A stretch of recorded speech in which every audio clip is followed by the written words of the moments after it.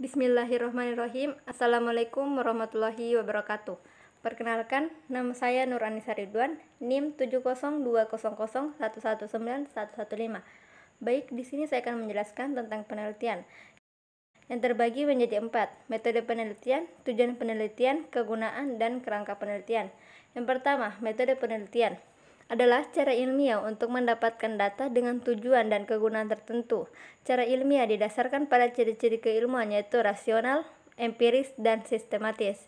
Rasional, penelitian dilakukan dengan cara-cara yang masuk akal sehingga terjangkau oleh penalaran manusia.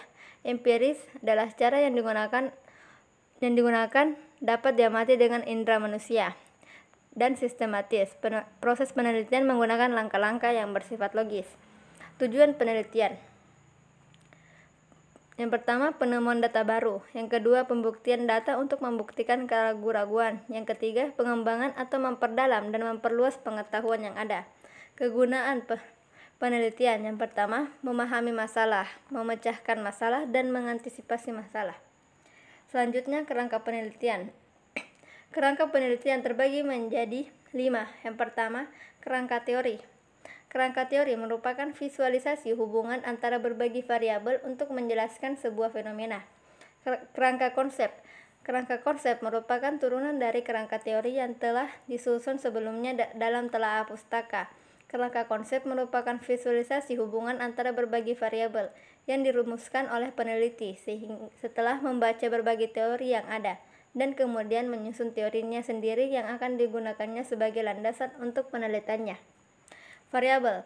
Variabel adalah seseorang atau objek yang mempunyai variasi antara satu orang dengan yang lain atau satu objek dengan objek yang lain. Variabel terbagi menjadi 4. Yang pertama, variabel independen atau disebut dengan variabel bebas. Variabel dependen disebut sebagai variabel tidak bebas.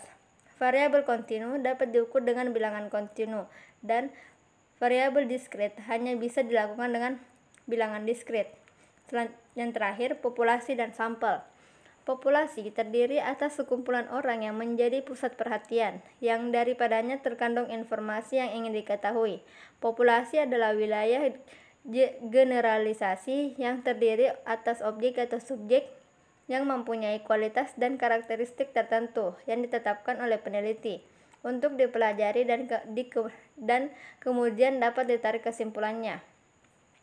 Sampel adalah sebagian dari jumlah dan karakteristik yang memiliki oleh populasi secara nyata diteliti dan ditarik kesimpulan. Bagian dari populasi yang dipilih dan dengan cara tertentu yang dianggap representatif.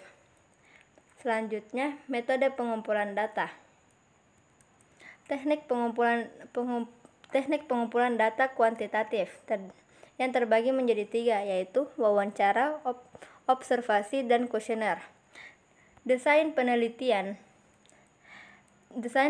kuantitatif terbagi menjadi 2, yaitu observasional dan eksperimental. Observasional terbagi menjadi 2, deskriptif dan analitik. Deskriptif adalah penelitian untuk melihat gambaran fenomena yang terjadi di dalam suatu populasi tertentu, dan analitik suatu penelitian untuk mengetahui bagaimana suatu fenomena yang terjadi. Nah, analitik terbagi lagi menjadi 3, yaitu cross-sectional, untuk mengetahui bagaimana dan mengapa suatu fenomena terjadi melalui sebuah analisis statistik. Case control, mempelajari sebab-sebab kejadian atau peristiwa secara retrospektif. Dan cohort, penelitian yang mempelajari hubungan secara prospektif. Selanjutnya, eksperimental terbagi menjadi 3, yaitu pre-eksperimental, true experimental design, dan quasi-eksperimental design. Pre-eksperimental yaitu tidak ada kelompok kontrol. True experimental design yaitu eksperimen yang dilakukan di laboratorium yang biasa dilakukan oleh anak penelitian untuk menguji hewan coba di laboratorium. Dan quasi eksperimental design yaitu eksperimen yang ada di masyarakat. Selanjutnya, teknik pengumpulan data kualitatif. Desain penelitian kualitatif terdiri dari etnografi, grounded research, fenomena, studi kasus, dan penelitian sejarah. Yang dimana etnografi adalah penelitian kualitatif yang sering digunakan dalam penelitian antropologi.